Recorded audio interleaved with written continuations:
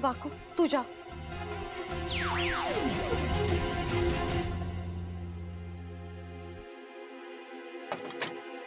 Ice cream तुम्हें पसंद है ना? अब हाँ, लेकिन मुझे अभी नहीं खानी, मेरा मन नहीं है। अरे अच्छा, एक बार चक्कर तो देखो, अपने आप मन बन जाएगा। गांधी चौक के रामलाल की आइसक्रीम है ये, पूरे रोहतक में वर्ल्ड फेमस है। लो। रामलाल की हो या प्यारेलाल की हो, लेकिन मुझे अभी नहीं खानी है। अरे अच्छा। बब्बल जी, आप हमेशा अपनी बातें अपनी मर्जी मुझ पर क्यों थोपते रहते हैं? मैंने कहा ना, मेरा आइसक्रीम खाने का मन नहीं है। मुझे नहीं खानी है तो नहीं खानी है, बस। एक मिनट। अरे चिल्लाओ मत मुझ पे यार। मैं तुम्हें तुम्हारी प्रॉब्लम का हल दे चुका हूं। अब अगर तुम वो लेना नहीं चाहती तो मैं क्या हल दिया आपने मुझे? मैं तुमसे कहा था ना, जो भी दुख, जो भी दर्द हो, अपने इस दोस्त के साथ बांट लो। जितना बांटोगी ना, उतना ही दिमाग हल्का होगा। और अगर दिमाग हल्का होगा तो आइसक्रीम खाने का मन भी होगा। अच्छा, तो आपको लगता है बांटने से हर मुश्किल का हल मिल जाता है? गुंजाइश तो होती है कम से कम। अगर तुम कुछ बोलोगी ही नहीं तो हल मिलने की गुंजाइश भी नहीं रहेगी।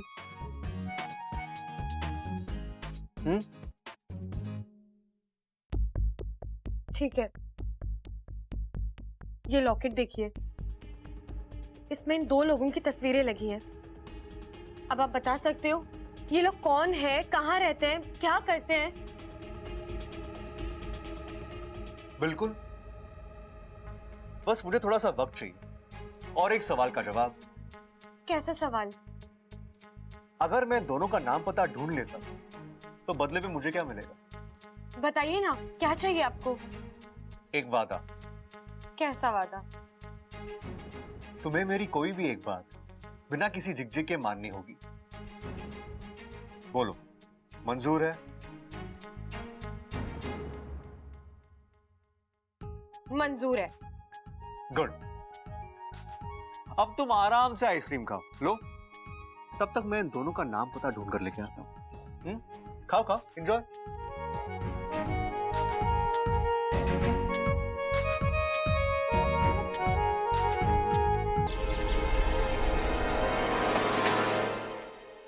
कौन?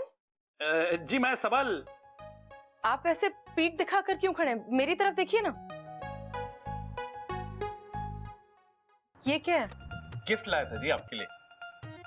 गमला? गमला क्यों देख रही हैं आप? उसके ऊपर एक गुलाब देखिए। गिफ्ट तो गुलाब है, गमला तो मैं ऐसे ही ले आया था। दूध के साथ मलाई आती है ना जी, बिल्कुल वैसे ही। मुझे कोई गुलाब गुलाब नहीं चाहिए। लेना पड़ेगा, लेना पड़ेगा, लेना पड़ेगा। हम पहलवान लोग जब कोई एक चीज एक बार दे देते हैं ना, तो फिर से वापस ना लेते। तो फिर वो गुलाब हो या फिर दिल। मेरे बड़े भैया बिल्कुल सही कहते हैं, ये प्यार ना छुपाए ना छुपता।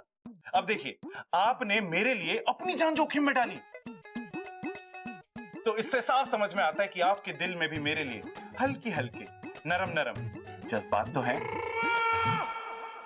ऐसा कुछ नहीं है। झूठ बोल रही हैं आप, मुझे सब पता है, इसमें आपकी कोई गलती ना है।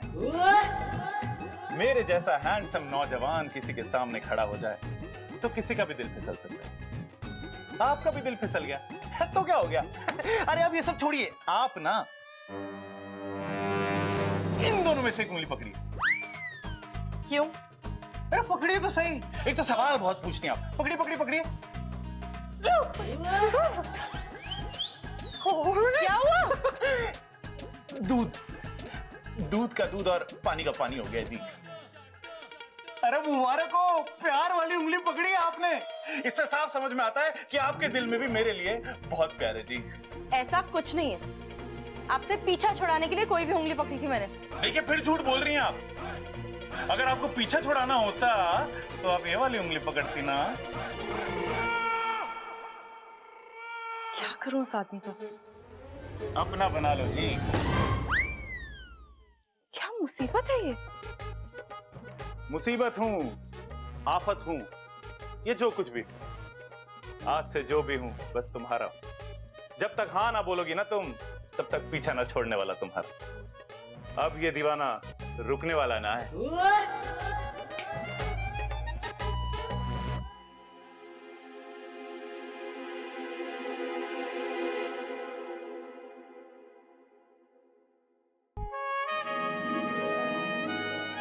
इच्छा तुम अपने बब्बल जी से कुछ मांगो और वो ना दे, ऐसा तो हो ही नहीं सकता।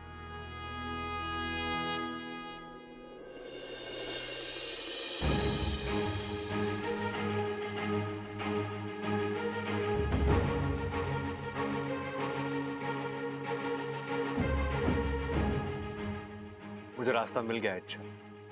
अब मैं बहुत जल्दी पता लगा लूंगा कि ये लॉकेट किसका है और कहां से आया है। बबल जी, अरे इच्छा, अच्छा हो तुम आ गई। तुम्हारे लिए एक खुशखबरी है। ये देखो, इस लॉकेट के पिछले हिस्से पर उस ज्वेलर का नाम लिखा है जिसने ये लॉकेट बनवाया है, धनीराम ज्वेलर्स। और मैंने इंटरनेट से पता लगाया कि धनीराम ज्वेलर्स मुंगाना गांव में है।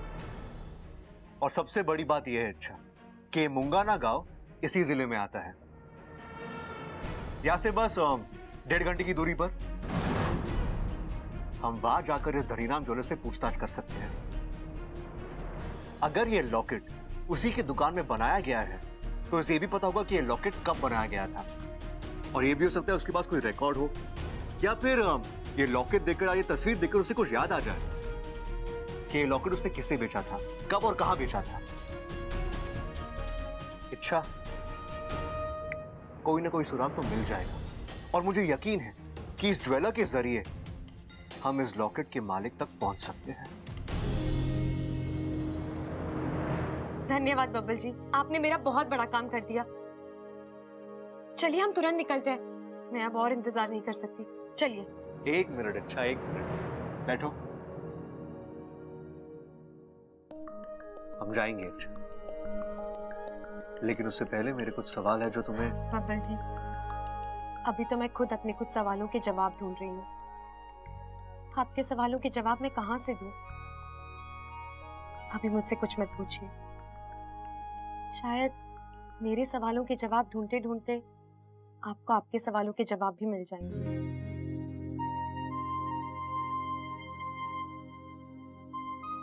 ठीक, तो फिर चलो जाकर पता करते हैं इस लॉकेट का राज क्या है। चलो।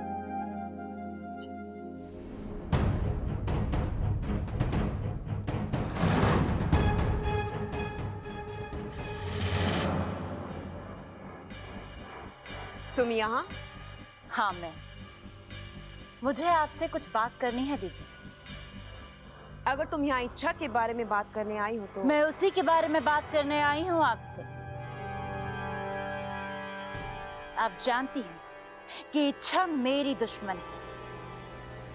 उसने मुझसे मेरा प्यार छीना, मुझे अपमानित किया, इसलिए उससे बदला लेने का अधिकार सिर्फ मेरा है। फिर भी आपने मेरी जगह विशप्रीत को भेज दिया। क्या मैं पूछ सकती हूँ क्यों? क्योंकि हम तुम्हारी बड़ी बहन होने के साथ साथ विशैलगढ़ की महारानी भी हैं। हम जब भी किसी को किसी अभियान पर भेजते हैं तो रिश्ते नहीं बल्कि काबिलियत देखते हैं। विशप्रीत तुमसे छोटी जरूर है, लेकिन तुमसे कहीं ज्यादा चालाक है। अपनी ताकत का इस्तेमाल कब और कैसे करना है, ये वो अच्छी तरह से जानती है। अगर वो किसी को डसती भी है, तो ऐसी अदा से कि सामने वाले को मरने के बाद इसका एहसास होता है। इसीलिए हमने उसे वहां भेजा है। और रही बात दुश्मनी की, तो इच्छा सिर्फ तुम्हारी ही दुश्मन नहीं बल्कि पूरे विशैलगढ़ की दुश्मन है। हाँ तो ठीक है ना, आप मुझे एक और मौका दीजिए।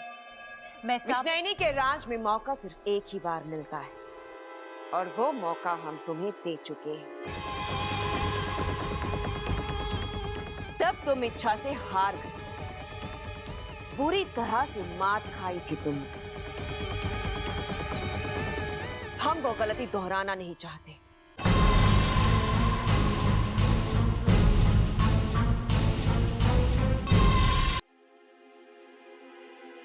बबल,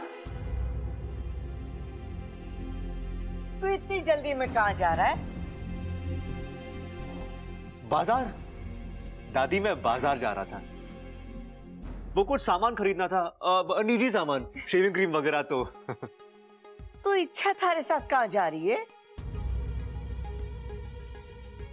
वो दादी मैं बाजार जा रहा हूँ ना, तो इसने मुझसे पूछा कि बब्बल जी आप कहाँ जा रहे हो। मैंने कहा कि मैं बाजार जा रहा हूँ। जब इसने सुना कि मैं बाजार जा रहा हूँ तो इसे याद था कि इसे भी बाजार से कुछ खरीदना था। तो उसने मुझसे पूछा कि बब्बल जी आप बाजार जा रहे हो ना, मुझे भी बाजार जाना है, तो क्या हम दोनों साथ मिलकर बाजार जा सकते हैं? मैंने कहा क्यों नहीं जा सकते बाजार, चलो चलते हैं बाजार। इसलिए हम दोनों साथ मिलकर बाजार जा रहे हैं। अच्छा, तो दादी हम बाजार जाएं? मुझे बाजार से क्या लेना है? वही। Shaving cream? नहीं नहीं नहीं, मतलब बिंदी, काजल और अच्छा अच्छा, श्रृंगार का सामान लेना है। हाँ। अच्छा तो वो तू कल लेना, आज तू कहीं ना जावेगी। क्यों दादी? क्योंकि आज सोमवार है, तुझे मंदिर जाना है। शिव जी का अभिषेक है आज। आज तू अपने हाथ से शिव जी का अभिषेक करेगी ना, तो तुझे घना अच्छा आशीर्वाद मिलेगा। अरे मैंने तो थारे लिए पूजा की थाली भी तैयार कर दी है, मैं लेके आती हूँ। अब चलो यार, अच्छा कोई भी बहाना मारो और चलो। नहीं बब्बल जी, अगर दादी कोई और वजह देकर रोकती तो मैं बहाना मार लेती, लेकिन बात शिव जी के अभिषेक की है, मैं कोई बहाना नहीं देना चाहती। तो अब क्या, तुम जाओ मंदिर, मैं एक काम करके आता हूँ। लेकिन बब्बल जी मैं तुम टेंशन मत लो, तुम्हारा काम है ना, तो मैं अपना समझ कर ही करूंगा। और वैसे भी हम दोनों के बीच कोई फर्क तो है नहीं, और करना क्या है, सुनार के पास जाना और ये जानकारी हासिल करनी है, वो मैं कर लूंगा। इसके बाद जो भी करना है हम दोनों मिलकर करेंगे। तुम कुछ मत सोचो, यूं गया और यूं आया।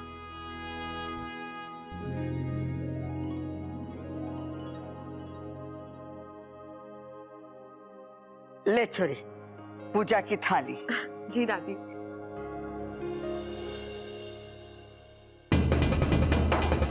कर आखिरी बार शिव जी का अभिषेक कर, क्योंकि इसके बाद मैं सीधा तुझे उनके पास पहुंचाऊंगा। हेलो जी। आप चलेंगे शिव जी के मंदिर? क्यों? अरे आज के दिन शिव जी से जो भी मांगो ना मिल जाता है। मेरा कौन है? मैं उनसे क्या मांगूंगी? अरे अपने लिए मांगिए ना, मांगिए शिव जी से कि वो आपकी जिंदगी में कोई हैंडसम गबरू पहलवान भेज दे। एक काम कीजिए, आप ही मेरे लिए मांग लीजिए। शिव जी आपकी बात जरूर सुनेंगे। मुझे थोड़ा सा काम। मांगूंगा तो मैं जरूर, और शिव जी मेरी बात सुनेंगे भी जरूर।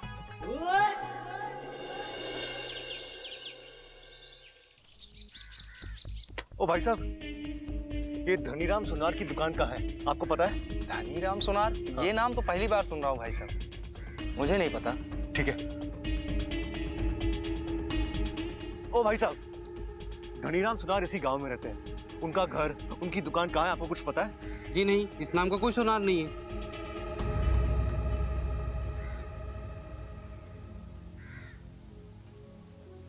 लगता किसी को ढूंढ रहे हो।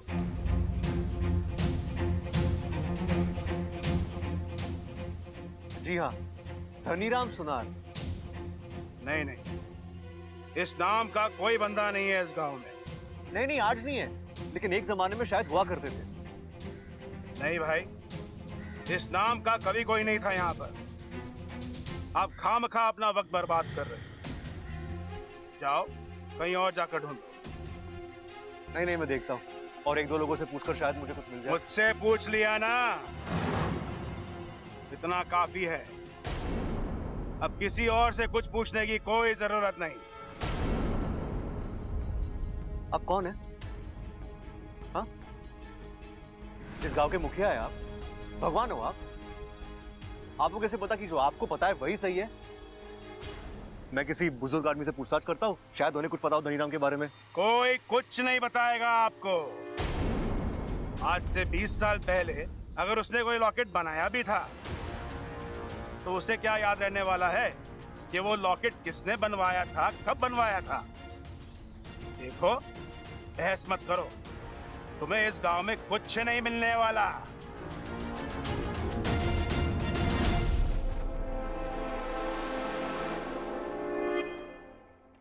अजीब आदमी था। एक मिनट, मैंने तो उस लॉकेट का जिक्र ही नहीं किया, तो इसे कैसे पता कि मैं लॉकेट लेकर आया हूं? ए, रुको, तुमसे कुछ पूछना है मुझे, रुको। ए भाई रुको।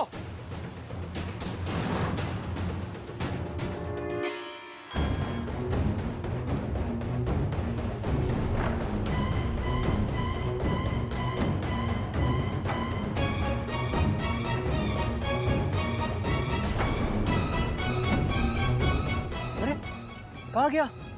अभी तो यही था।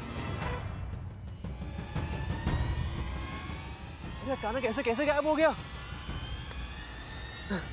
एक पल के लिए लगा जैसे जैसे हवा में गायब हो गया हो।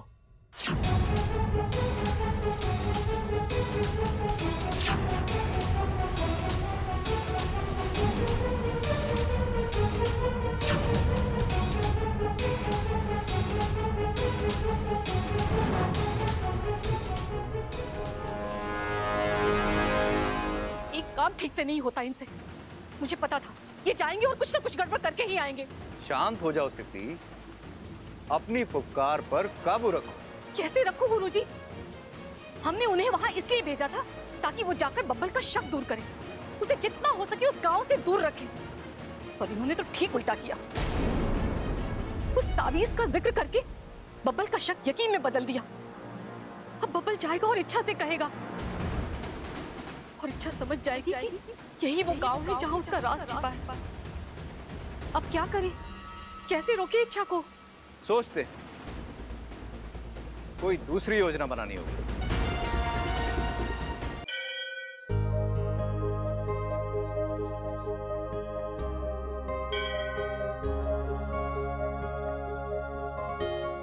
अलग निरंजन, रुक जाओ लड़की।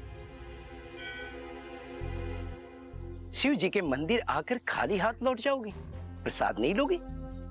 जी प्रसाद मैंने मंदिर में ही ले लिया है। शिव जी की कृपा और शिव जी का प्रसाद जितनी बार भी मिले उसे मना नहीं करते। ये कैमूर के पहाड़ियों में बने हुए शिव जी के मंदिर का प्रसाद है। ये महाप्रत्यायकारी है। इसे खाओगी तुम्हारे मन की हर इच्छा पूरी हो जाएगी। लेकिन मैं ही क्यों? यहाँ इतने सारे लोग हैं, प्रसाद देने के लिए आपने मुझे ही क्यों चुना? मैं कौन होता हूँ तुम्हें चुनने वाला? अरे तुम्हें तो साक्षात शिव जी ने चुना है। उन्होंने खुद मुझे आकर सपने में आदेश दिया कि ये प्रसाद तुम तक पहुंचे। लो। अब लेकिन बाबा जी। देखो, भक्ति और पूजा में सवाल नहीं करते। जितने सवाल करोगी कृपा उतनी ही घटती जाएगी। ये प्रसाद लो।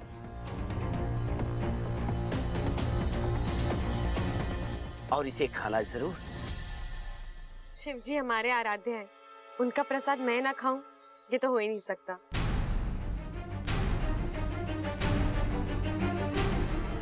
चलती हूं। सदा खुश रहो।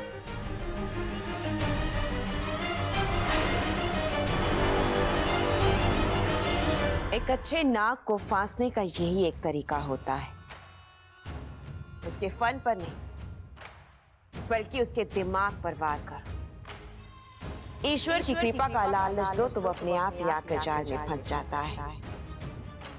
बेचारी इच्छा ये भी जाल में फंस गई।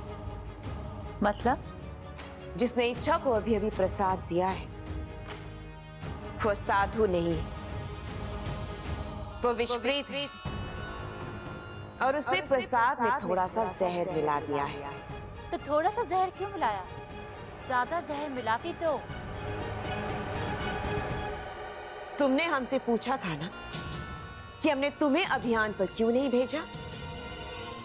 क्योंकि तुम बहुत ही बड़ी बेवकूफ हो। आज भले इच्छा के शरीर में जहर नहीं है, लेकिन वो नागिन तो है ही ना। अगर जहर थोड़ा ज्यादा मिला दिया जाता तो उसे पता चल जाता कि उसमें जहर है, और फिर वो प्रसाद नहीं खाती।